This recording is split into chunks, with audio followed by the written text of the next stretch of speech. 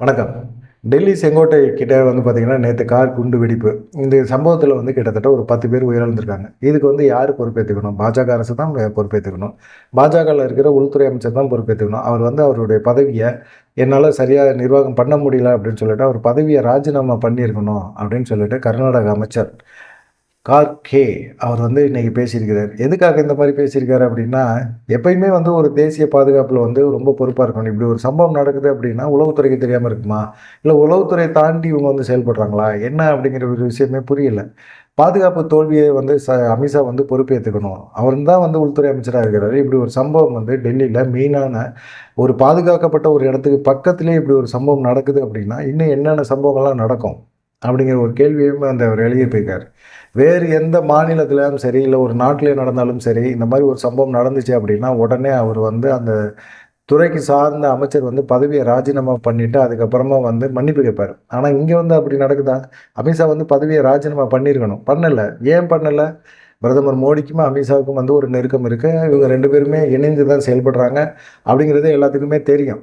அமித்ஷா மேல எந்த தவறுகள் இருந்தாலும் சரி, என்ன காரணங்களா இருந்தாலும் சரி, அமித்ஷா துறை சார்ந்த தவறுகளாக இருந்தாலும் அத பிரதமர் மோடி வந்து கண்டிக்கிறதே கிடையாது. கண்டிக்கவும் மாட்டாரு.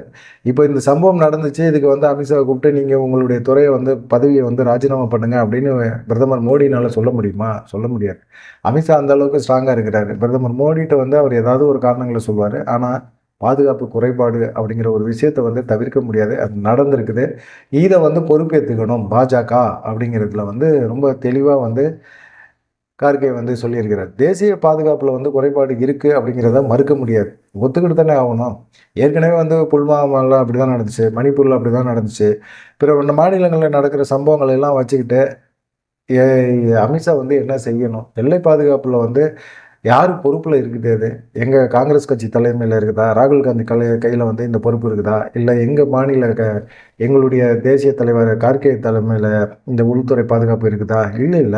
யார் கையில இருக்கு? அமித்ஷா கையில தானே இருக்கு. அப்படி இருக்கும்போது அமித்ஷா வந்து என்ன செஞ்சிருக்கணும்? இதுக்கு பொறுப்பேத்திருக்கணும். உள்துறை அமைச்சரா இருக்கிறது அவருடைய கடமை. அப்படின்னா, அவர் கடமையில வந்து பாதுகாப்பு, மக்கள் வந்து பாதுகாப்பா இருக்கிறாங்க அப்படின்னு இருக்கணும். இதுபோல ஒரு சம்பவம் வந்து ரொம்ப அசால்ட்டா அதுவும் பார்த்தீங்கன்னா, பாதுகாக்கப்பட்ட பகுதிகிட்டே அருகில போயி இந்த மாரி ஒரு கார் வெடி விபத்து, குண்டு வெடி விபத்து நடந்திருக்குது. 10 பேர் இறந்திருக்காங்க அப்படின்னா, ஒரு பதட்டமான ஒரு சூழ்நிலை இருக்க தானே செய்யும். அப்படிங்கிற ஒரு கேள்விய கேட்டிருக்காரு. பாஜக வந்து ஒவ்வொரு இடத்துலயும் வந்து என்ன சொல்றாங்க? அவங்க இந்த மாரி ஒரு சட்டம் ஒழுங்கு கெட்டு போச்சு அப்படிங்கிறாங்க. தமிழ்நாட பொறுத்தவரைக்கும் திமுக அரசு மேல குற்றச்சாட்டு. சட்டம் ஒழுங்கு கெட்டு போச்சு அப்படின்னு சொல்லிட்டு விமர்சனம் வைக்கிறாங்க. எடப்பாடி பழனிசாமியும் அதே விமர்சனம் தான் வைக்கிறாரு. அவர் பாஜகவோட கூட்டணியில இருக்கிறனால. இதேபோல காங்கிரஸ் வந்து அவங்க ஆள்ற மாநிலங்கள்ல இந்த மாரி குண்டுவெடிப்பு சம்பவங்களுக்கு பொறுப்பேத்துக்கிறாங்க. இதேபோல வந்து ஒரு இடத்துல இங்க வந்து கோயம்புத்தூர்ல இந்த மாரி ஒரு சம்பவம் நடந்துருச்சு. இல்ல தமிழ்நாட்டுல எங்கேயோ ஒரு இடத்துல இது போல ஒரு சம்பவம் நடந்துச்சு அப்படின்னா, திமுக அரசு மேல தானே பாஜக குற்றச்சாட்டு சொல்லுவாங்க. முதலமைச்சர் வந்து ராஜினாமா பண்ணணும் அப்படின்னு தானே சொல்லுவாங்க. அதே போல தான் வந்து காங்கிரஸ் கட்சியில அவரும் வந்து பட்டேலும் வந்து இது மாரி விஷயத்த சொல்றாரு. அமித்ஷா வந்து அவருடைய பதவிய வந்து ராஜினாமா பண்ணணும் அப்படிங்கிற மாரி சொல்றாரு. இவர் சொல்ட்டாரு அப்படிங்கிறதுக்காக வந்து அமித்ஷா வந்து ராஜினாமா பண்ணிருவாரா? இது ஒரு சம்பவம். இந்த சம்பவம் ஏன் நடந்துச்சு? எதுக்காக நடந்துச்சு? அப்படிங்கிறத வந்து இனிமே காவல்துறை விசாரணை பண்ணுவாங்க. எல்லாமே நடக்கும். விசாரணை பண்ணிட்டு யார் குற்றவாளி யாரு? கார கொண்டு வந்தது என்ன? எல்லாமே சிசிடிவி ஃபுட்டேஜ்லாம் எடுத்துட்டாங்க. ஃபோட்டோலாம் வுட்டுட்டாங்க. அவங்களுக்கு பின்னாடி எந்தெந்த தீவிரவாதம் இருக்குது அப்படிங்கிறதெல்லாம் கண்டுபிடிச்சிட்டு இருக்காங்க. இருந்தாலும் வந்து காங்கிரஸ் கட்சி இந்த இடத்துல வந்து ஒரு அரசியல் பண்ணி தானே ஆகணும். அரசியல் பண்ணணும்ல. அத பண்றாங்க. தெளிவா பண்ணிட்டு இருக்காங்க. அதேபோல வந்து கர்நாடகா தொழில்துறை அமைச்சர் பட்டேல் கூட வந்து என்ன சொல்லியிருக்காரு அப்படின்னா, இது வந்து மிக கொடுமையான ஒரு கொடூரமான செயல் இந்த செயல். இந்த செயலுக்கு வந்து பொறுப்பேத்துக்கிறது யாரு? அமித்ஷா தான் பொறுப்பேத்துக்கணும். பாதுகாப்பு தோல்வி அப்படிங்கிறத அவர் ஒத்துக்கணும். அவர் ஒத்துக்க மாட்டேங்கிறாரு. அதுதான் எங்களுக்கு வந்து பெரிய கஷ்டமா இருக்குது அப்படிங்கிற மாரி சொல்லியிருக்காரு. 2வது பார்த்தீங்கன்னா, கர்நாடகாவிலே வந்து ராமேஸ்வரம் கபே அந்த இடத்துல வந்து ஒரு வெடிகுண்டு ஒரு இதில வந்து பேக்ல வந்து வெடிய வச்சுட்டு போறான். ஒரு குற்றவாளி போறான். அவன கண்டுபிடிக்கிறாங்க. அந்த சம்பவம் நடந்திருக்கு. அப்படிங்கும்போது பார்த்தீங்கன்னா, அதுக்கு பொறுப்பேத்துக்க சொன்னாங்கல்ல. அன்னைக்கு வந்து ராமேஸ்வரம் கபேல வந்து குண்டுவெடிப்புக்கு காங்கிரஸ் அரசு தான் பொறுப்பேத்துக்கணும் அப்படிங்கிற மாரி சொன்னாங்கல்ல. பாஜக வந்து போராட்டம்லாம் பண்ணாங்கல்ல. இப்ப இன்னைக்கு இவ்வளோ பெரிய குண்டுவெடிப்பு நடந்திருக்கு. இதுக்கு அமித்ஷா பொறுப்பேத்துக்கணும்ல. ஏன் பொறுப்பேத்துக்க மாட்டேங்கிறாரு?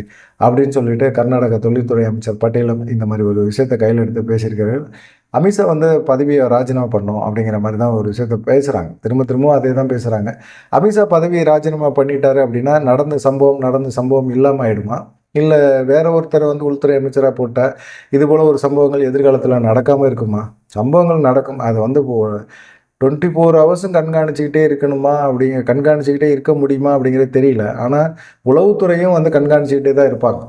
ஆனால் சிலர் வந்து காங்கிரஸ் வந்து இன்னொரு குற்றச்சாட்டையுமே வைக்கிறாங்க. இது போல் வந்து தீவிரவாத கும்பல் வந்து செயல்படுது அப்படிங்கிற மாதிரி. ஏன்னா பீகாரில் தேர்தல் 2ஆம் கட்ட வாக்குப்பதிவு இன்னைக்கு நடக்குது. நேற்று இது போல் ஒரு சம்பவம் நடக்குது. அதுக்கும் இதுக்கும் முடிச்சு போட்டு பார்த்தா இவங்க தேர்தலில் பாஜக ஏதோ ஒரு கவன சிதறலை ஏற்படுத்தணுங்கிறதுக்காக இந்த மாதிரி சம்பவத்தை வந்து நடக்க வச்சிருக்கிறாங்க அப்படிங்கிற மாதிரி குற்றச்சாட்டையும் காங்கிரஸ் தரப்பில் சொல்கிறாங்க. அதை முக்கியமாக பார்க்கணும். ஏன்னா இந்த மாதிரி ஒரு பயங்கரவாத தாக்குதல் வந்து நடந்திருக்கு அப்படின்னா ஒரு பதட்டமான ஒரு சூழ்நிலை எல்லா மாநிலங்களையும் இப்போ அலர்ட் பண்ணிட்டு இருக்காங்க. எல்லா மாநிலங்கள்லையும் பார்த்தீங்கன்னா வாகன செக்கப் இது அதிக அளவில் நடந்துகிட்டே இருக்குது. எங்கே எது வேணாலும் நடக்கலாமோ அப்படிங்கிற மாதிரி ஒரு சூழ்நிலை மாறிக்கிட்டே இருக்குது. டிசம்பர் 6 வேறு வரப்போகுது. இந்த மாதிரி சூழ்நிலைகளில் இந்த மாதிரி சம்பவங்கள் நடக்கும் அப்படிங்கிற ஒரு நம்பிக்கை இருக்குது. நடுவில் தான் வந்தீங்கன்னா இந்தியா பாகிஸ்தான் சண்டை நடந்துச்சு. அதுக்காக பாகிஸ்தான் அவங்கள ஆதரிக்கக்கூடிய தீவிரவாத கும்பல், இந்த கும்பல்கள் வந்து இதுபோல் சம்பவங்களை வந்து நிகழ்த்திட்டு போகிறதுக்கான வாய்ப்புகள் அதிகமாக இருக்குது. ஒன்று இது கார் குண்டு வெடிப்பாக கூட இருக்கலாம், இல்லை அப்படின்னா ரசாயன வெடிப்பாக இருந்திருக்கலாம். எதுவாக இருந்தாலும் சரி, இது உயரும் பாதுகாப்புடன் இருக்கக்கூடிய ஒரு பகுதியில் இந்த சம்பவம் நடந்தது. உள்துறை அமைச்சர் மேலே தான் குற்றச்சாட்டை நாங்கள் சொல்லுவோம்னு சொல்லி காங்கிரஸ் சொல்லிக்கிட்டே இருக்கிறாங்க. அதனால் பாதிக்கப்பட்டவங்களுக்கும் சரி, அவங்க குடும்பத்துக்கும் சரி ஆதரவை உறுதி செய்யணும், ஆதரவு கொடுக்கணும், அவங்க குடும்பத்துக்கு ஏதாவது நிவாரணம் பண்ணணும் அப்படிங்கிற மாதிரி காங்கிரஸ் தரப்பில் வந்து ஒரு கோரிக்கையை முன் வச்சிருக்கிறாங்க. ஆனால் அவங்களுடைய மிக முக்கியமான கோரிக்கை அமித்ஷா வந்து உள்துறை அமைச்சராக இருக்கக்கூடாது அப்படிங்கிற மாதிரி தான் இருக்குது. பார்க்கலாம். ஒரு சின்ன சின்ன சம்பவங்களுக்கெல்லாம் வந்து அமைச்சர் பதவியை ராஜினாமா பண்ணுங்க அப்படின்னா எப்படி பண்ணுவாங்க? அதுதான் அப்படி தான் இருக்குது. அரசியல் பண்ணி தானே ஆகணும், குற்றச்சாட்டுகளை சொல்லி தானே ஆகணும். பார்ப்போம் என்ன நடக்கும் அப்படின்னு சொல்லி. நீங்கள் என்ன நினைக்கிறீங்க அப்படிங்கிறத மறக்காமல் கமெண்ட் பண்ணிட்டு போங்க. நன்றி, வணக்கம்.